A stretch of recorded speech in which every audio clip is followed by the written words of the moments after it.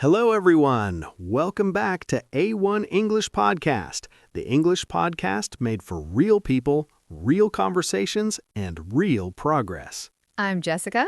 And I'm Jack, and we are so happy you clicked on this episode today, because honestly, this one is going to change the way you speak English. I'm not exaggerating when I say that. Today's topic is one of those things that seems small, but once you understand it, everything clicks. We're talking about will and going to. Two of the most common future expressions in English, and two of the most confused. Now, before we go any further, if you're watching this on YouTube, please hit that subscribe button right now, because we upload new English lessons every single day, and each one is designed to help you speak with confidence. Yes, and if you're listening on a podcast app, follow us so you never miss an episode. Every episode we release is one step closer to fluency for you. Okay, so will and going to. Two of these little phrases cause so much confusion, and honestly, it's not your fault. Most textbooks teach them like they mean the same thing, and then learners use them randomly, hoping for the best. Right. If I say, I will call you tomorrow, and I'm going to call you tomorrow, both sentences are about tomorrow. Both are about the future. But they carry a different feeling. Exactly. And that's reason number 2 people get confused. They focus on the words, not the feeling behind the words. In English, grammar isn't just about rules. It's about meaning, about what you want to communicate. And once you understand the meaning behind will and going to, the rule becomes obvious. You don't even have to think about it. That's our goal today, to make this feel natural, not memorized. All right, let's go deeper. Okay, let's start with will, and specifically one of the most important uses of will. We use will when we make a decision at the exact moment of speaking. It's spontaneous, it's not planned. Think about this situation. You're sitting at home, your phone rings. You weren't planning to answer, but you pick it up and you say, I'll get it. Perfect. I'll get it. That's will. That decision happened right now. You didn't plan it 5 minutes ago. It was spontaneous. Another example. You're at a restaurant with a friend. The waiter comes. Your friend hasn't decided yet, but you're ready. So you say, I'll have the pasta, please.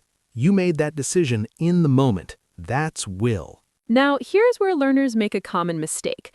They say, I am going to have the pasta, please. And that's actually not wrong if you had already looked at the menu and decided 10 minutes ago. But if the waiter just arrived and you decided quickly, use will. The moment of decision is the key.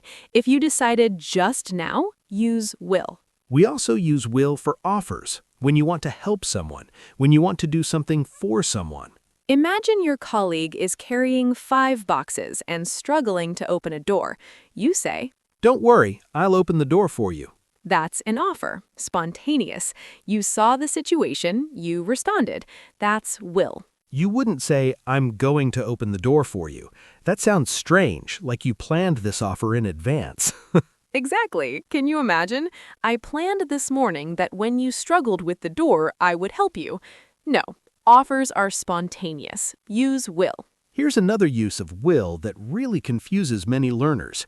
We use will when we're not sure about something, when we're predicting, but not with strong evidence. For example, someone asks you, do you think it will rain tomorrow? You look outside, the sky is clear right now, you can't be sure. So you say, maybe it will rain, I'm not sure. That not sure feeling, that's will. You're guessing, you're predicting without strong evidence. Here's a great example. Your friend says, I wonder how the exam results will be. And you say, I think you'll do great. You don't know this for a fact, you're expressing hope and prediction. That's will. So let's summarize what we know about will so far. Ready? Ready. Use will for spontaneous decisions, offers, promises, and uncertain predictions. Say that again slowly, everyone.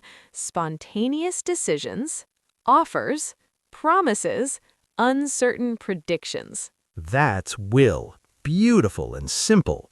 Now, let's talk about going to. All right, going to. This is where a lot of the magic happens. We use going to for plans that were already decided before the moment of speaking. So the key difference from will, with going to, you thought about this before. You made a decision earlier, maybe yesterday, maybe last week. Here's the classic example. Someone asks you, "What are you doing this weekend?" And you say, I'm going to visit my grandmother. You already planned this. You called your grandmother, you told your family. The plan exists, so you use going to. If you said, I will visit my grandmother, it sounds like you just decided this in the last 5 seconds, like you just thought of it. And if someone asked you, "Did you plan this?" you'd say, "Yes, of course." So use going to. Let's try another scenario. You're at work on Monday morning. Your manager asks, Hey, are you coming to the meeting on Thursday? You already put it in your calendar, you already prepared for it. You say, "Yes, I'm going to be there." Not, I will be there, because that sounds like you're deciding right now. You already knew, so going to. Now here's another really important use of going to that learners often don't know. Oh yes, this one is great. We use going to for predictions when we have evidence right now, when we can see something is about to happen. This is so different from will predictions. Remember, will is for uncertain predictions with no strong evidence. But going to predictions, you can see the evidence right in front of you. Perfect example. You're standing outside, you look at the sky, big, dark, heavy clouds. Wind is blowing, and you say, Look at those clouds. It's going to rain. you're not guessing, you're observing. You have evidence. The clouds are right there, so going to. Compare that to someone asking you in the morning, Do you think it will rain today? No clouds, just a question. No evidence. You say, Maybe it will rain. Uncertain. No evidence. Will. The sky gives you evidence? Going to. No evidence, just a guess? Will. Let's do one more evidence-based example. Imagine you're watching a football match. One team has the ball. They're 2 meters from the goal. The goalkeeper is in the wrong position, and your friend looks at you and says, He's going to score. Yes, you can see it. The evidence is clear. Going to. If you said he will score, it sounds like a general hope or prediction without strong evidence, but going to shows you can feel it's about to happen right now. That's a beautiful difference, isn't it? It really is. Okay, let's pause here for a second because I want everyone listening to do something. Yes, let's have a little practice moment. Practice tip? Think about your plans for this week, something you already decided. Now say it out loud. This week, I'm going to... Go ahead, say it wherever you are. Say it out loud, right now, wherever you are. Start with, This week I'm going to... Go ahead, say it. Maybe, I'm going to study English every day, or I'm going to cook a new recipe, whatever your plan is. Say it out loud because that moment of speaking, that's when language becomes yours. And if you said it, congratulations, you just used going to correctly. Okay, now I want to do something really useful. I want to take the same situation and show you how will and going to create a completely different meaning. This is really eye-opening because until you see them side by side, the difference isn't always obvious. Situation 1. Dinner plans. Sentence A. I'm going to make dinner tonight.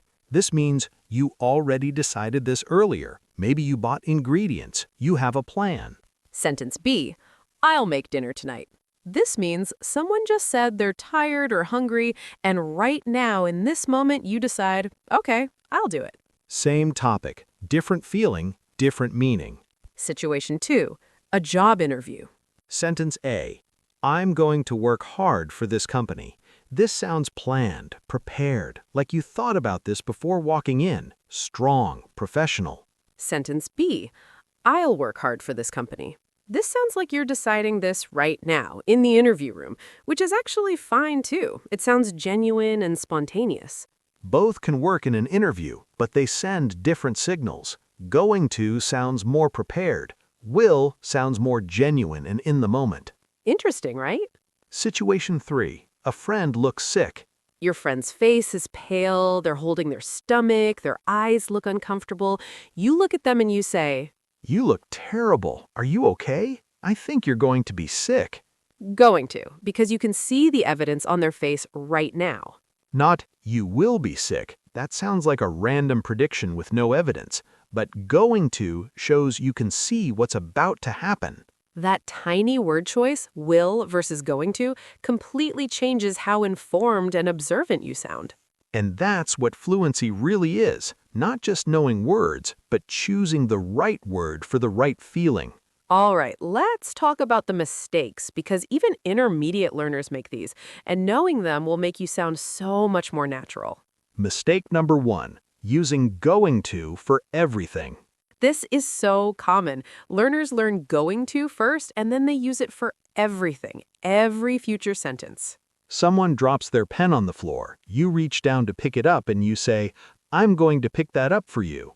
That sounds strange, because this is a spontaneous offer. You should say, I'll pick that up for you. Fast, natural, in the moment. Going to for everything makes you sound slow and overplanned. Life has spontaneous moments. Use will for those. Mistake number 2, using will for plans that are clearly already decided. Someone asks, what are you doing next month? And you say, I will travel to London. If you already booked the ticket, if this is a real existing plan, say, I'm going to travel to London. Using will here makes it sound like you just invented this plan 2 seconds ago. And here's a funny image. Imagine someone asks you this on Monday. Your flight is on Friday. You've been packing since Saturday, and you say, I will travel to London. Like you don't even know your own plans. Use going to when the plan is real and already decided. Mistake number 3. Forgetting going to for evidence-based predictions. This one is subtle but important. You're in the kitchen. You see smoke coming from the pot. Your friend walks in and you say, The soup will burn. but you can see it happening right now. The smoke is right there. So the natural thing to say is, the soup is going to burn. Going to, because of the evidence in front of you. Will burn sounds like a general warning. Going to burn sounds like this is happening right now. Move fast. That urgency, going to captures it perfectly. Now, if you make these mistakes, please don't panic, really. Even native speakers sometimes mix these up in casual conversation. The important thing is that you're aware of the difference.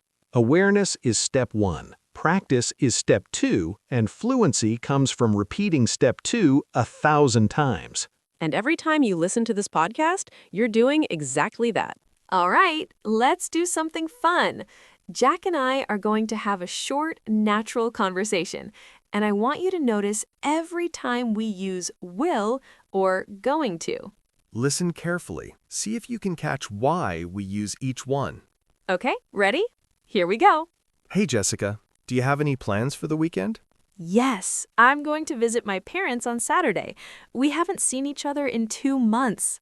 Oh, that's lovely. I don't have plans yet, actually. Maybe I'll just stay home and rest. That sounds nice. Oh, wait, your coffee is about to spill. Watch out.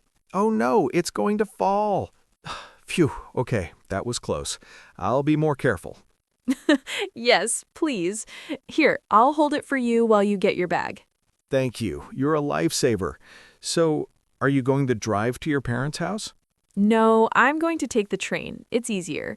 What about you? Will you call me this weekend?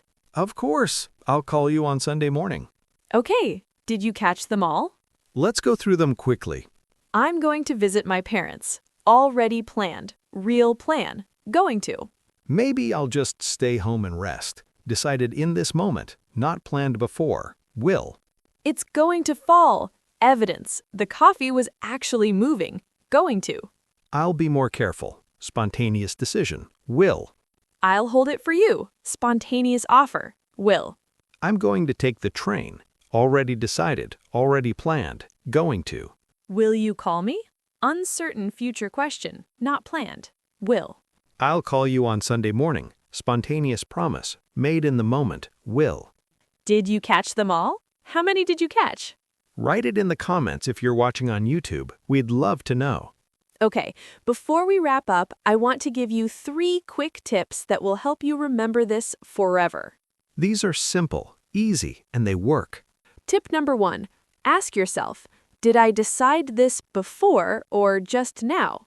Before the conversation, use going to. Just now in this moment, use will. Tip number 2. Ask yourself, can I see evidence right now? Can you see it happening? Dark clouds, smoke, someone falling. Going to.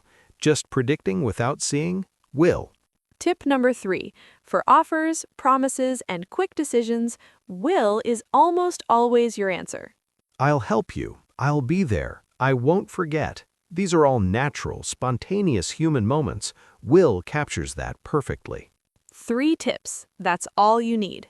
And honestly, once you start noticing will and going to in movies and songs and conversations, you'll see these patterns everywhere, and they'll become natural. That's when you know English is really becoming part of you. All right, everyone, let's do a quick recap of everything we covered today. We learned that will is for spontaneous decisions, offers, promises, and uncertain predictions, things decided right now in the moment.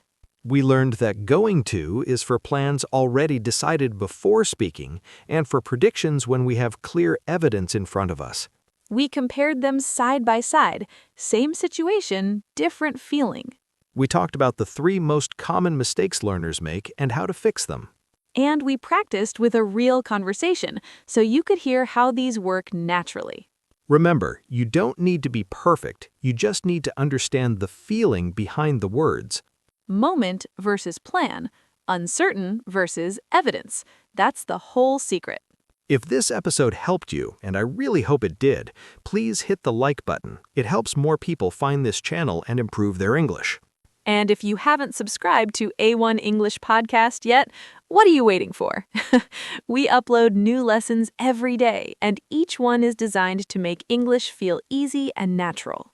Share this episode with a friend who's learning English, because the best way to remember something is to teach it to someone else. Thank you so much for spending this time with us today. We genuinely love making these episodes for you. Keep practicing, keep speaking, keep growing. Bye, everyone! See you in the next episode.